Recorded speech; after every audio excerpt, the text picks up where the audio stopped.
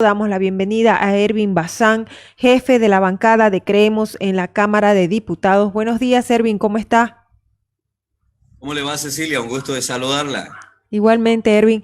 Bueno, Creemos va a presentar una acción de inconstitucionalidad ante el Tribunal Constitucional por el tema de los 2/3 que todavía se tiene en pie, no se ha resuelto esa pugna.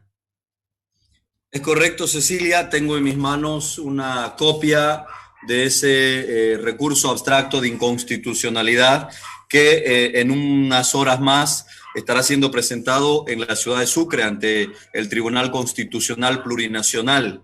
Es importante que la gente tenga presente la importancia de este recurso, que lo hacemos ante la autoridad competente. Lo que le estamos diciendo al Tribunal Constitucional es que la anterior Asamblea Legislativa ya estaba prorrogada. Esa Asamblea ha vulnerado artículos de la Constitución Política del Estado al eliminar de su reglamento el debate y la aprobación de ciertos temas por 2/3. ¿Y por qué decimos que ha violado la Constitución Política del Estado? El artículo 1 de la Constitución Política del Estado habla del pluralismo político, es decir, de la representación dentro de la Asamblea Legislativa, que es la máxima expresión de la pluralidad política de nuestra sociedad boliviana. Dentro de esa asamblea se están violando los derechos políticos. El artículo 21, parágrafo 1, lo desarrolla con bastante solvencia dentro de la Constitución, además también del artículo 23, parágrafo 1, inciso A del Pacto de San José de Costa Rica, donde se habla de los derechos políticos, incluso de representación de las minorías. Hay que recordar que tanto la bancada de Creemos como la bancada de Comunidad Ciudadana, juntos hacemos prácticamente la mitad de los bolivianos que no votaron por el oficialismo, que no votaron por el MAS y que tienen derecho a una representación política legítima también en la toma de decisiones. Esto es importante, Cecilia, en la toma de decisiones. Si callan la voz e impiden que los parlamentarios de oposición de los dos bloques podamos hacer un uso efectivo de nuestro derecho a parlamentar, lo que están haciendo es impedir el derecho de nuestros representados, es decir, de los ciudadanos, al ejercicio de la toma de decisiones, Cecilia. Ahora, el movimiento al socialismo dijo que esta decisión que habían tomado de eliminar los 2/3 en varios puntos del reglamento no iba a afectar en temas importantes. Sin embargo, ya hubo observaciones a la declaratoria, por ejemplo, de héroes del Estado a las víctimas de Sencata y Sacaba, y también a la elección del embajador Diego Pari ante la ONU. ¿Cómo serán de importantes los temas, Cecilia? Que precisamente en el recurso de inconstitucionalidad estamos mencionando algunos de ellos. Por ejemplo, la modificación al orden del día. Mire usted la maña que hay detrás de todo esto. Cuando le modifican el orden del día en plena sesión, no le permiten al parlamentario tener el trabajo previo de investigar, de profundizar, de estar preparado precisamente para la discusión amplia, suficiente de los distintos temas. Entonces, son esas mañas, eso que llamamos chicanería, pero es muy importante que cuando se convoca una sesión con un orden del día, se mantenga este orden del día. Ellos han modificado esto y pueden cambiar el orden del día por simple mayoría.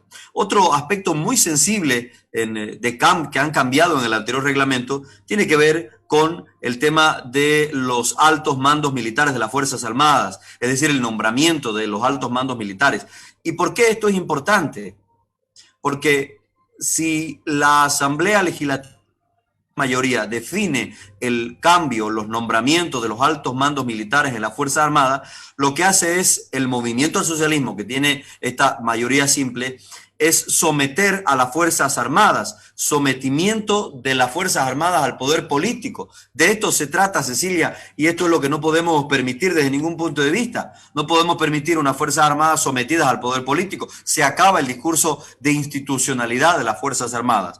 Otro punto sensible es el tema de la conformación de comisiones especiales de investigación, porque históricamente las comisiones especiales de investigación las tienen las minorías representadas en el Congreso, porque se supone que es el Estado quien infringe esos derechos. Pero si pueden conformar comisiones de investigación por simple mayoría representada en el Congreso, es decir, esa simple mayoría representa al Poder Ejecutivo, porque además así es históricamente dentro del gobierno del movimiento del socialismo, los parlamentarios del movimiento al socialismo reciben órdenes del Poder Ejecutivo. Así es y no lo pueden negar. Entonces, significa que el gobierno va a formar parte y contraparte en la conformación de esas comisiones. Por tanto, nada bueno puede salir de esas comisiones de investigación. Primero, porque van a tener versiones favorables al Poder Ejecutivo, al oficialismo. Segundo, porque van a ser comisiones ordenadas desde el Poder Ejecutivo en detrimento o en perjuicio de quienes piensan diferente, de quienes son oposición. ¿Se da cuenta lo perverso que es esto? Y por supuesto, algo que vivimos el otro día en la sesión legislativa es el cierre del debate, es decir, la declaratoria de debate suficiente. Y aquí me explico en relación al tema que usted mencionaba. Se propuso en la Cámara de Diputados un homenaje a las víctimas de la masacre, así le llaman, de Sacaba y Sencata.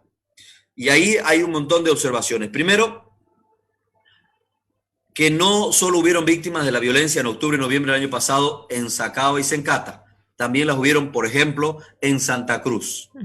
En Santa Cruz, Marcelo Terrazas y Mario Aguilera fueron víctimas en Montero, pero esta vez víctimas de paramilitares traídos por el movimiento al socialismo, heridos de bala y finalmente murieron allí en Montero, defendiendo la libertad y la democracia. También un joven en La Paz fue víctima de turbas en aquel octubre y noviembre, de turbas del movimiento al socialismo. Waldo Albarracín, le quemaron su casa, para citar un ejemplo. Es decir, si vamos a mirar a las víctimas de violencia de octubre y noviembre del año pasado, miremos a todas las víctimas. No se tomó en solo cuenta. A aquellas víctimas que hacen a la narrativa oficialista. No se tomó en cuenta eso. No se tomó en cuenta. No se tomó en cuenta ese escenario. No, en lo absoluto. Pero además, esa narrativa, esa resolución, esa declaración camaral del movimiento al socialismo, hablaba, por ejemplo, de golpe de Estado, para decir algo. O sea, era una declaración que usted la escuchaba y era absolutamente grosera con la historia, grosera con la verdad histórica de los hechos. Por ejemplo, hablaba de golpe de Estado, es decir, como si ya hubiera habido un juicio y hubiera establecido que hubiera golpe de Estado. Nosotros siempre hemos dicho, lo que hubo en Bolivia fue un golpe de Estado de Evo Morales, cuando hizo fraude, cuando no respetó la voluntad soberana. Lo que vino después fue una insurrección popular frente al autoritarismo, frente al avasallamiento, frente al fraude de Evo Morales. Ahora, Erwin, el que dio un golpe de Estado a la voluntad popular fue Evo Morales. Pero claro, el movimiento al socialismo nos quiere usar a nosotros, los diputados de oposición, para hablar de golpe, y eso no se lo vamos a permitir. Ahora, Erwin, se va a presentar justamente hoy día esta acción de inconstitucionalidad. ¿Qué tiempo tiene el Tribunal Constitucional para emitir un pronunciamiento ya? Bueno, lo cierto es que debería resolverlo con la mayor celeridad posible, en un par de meses nada más. Y ahí el tribunal va a tener que mostrar si es una justicia independiente o si sigue siendo servil a los mandados del movimiento al socialismo. Debería resolverlo en apenas un par de meses y debería resolverlo procedente, porque además hay dos recursos que se han presentado, uno de la bancada de Comunidad Ciudadana y otro de nuestra bancada de Creemos.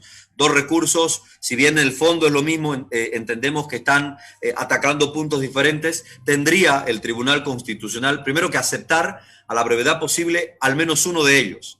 Y segundo, tendría que resolver el fondo en algunos meses. Tendría que ser rápido si es que hay verdadero cuidado de la Constitución.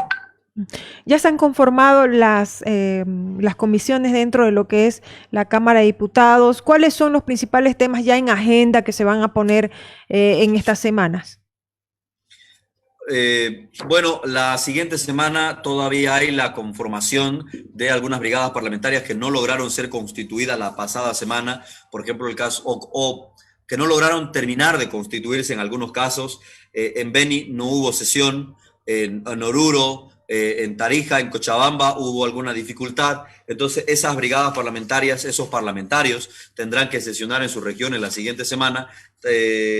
Por otro lado, no hay una agenda desde el Poder Ejecutivo, salvo la que nosotros podamos presentar en temas económicos, que son los que de momento urgen y nos interesan, por lo menos hablo como bancada. La siguiente semana vamos a tener una reunión, que además es la semana regional, para definir todos estos temas y presentarlos al Pleno de la Cámara de Diputados para marcar agenda, porque el movimiento está muy atrasado, y si el Movimiento del Socialismo no marca agenda, la vamos a marcar nosotros sin ningún problema, porque conocemos cuáles son los temas que se deben priorizar ahora mismo. El Movimiento del Socialismo viene de una semana de no convocar a sesión de la Cámara de Diputados. Triste, lamentable. ¿Y sabe dónde estaba el presidente de la Cámara de Diputados?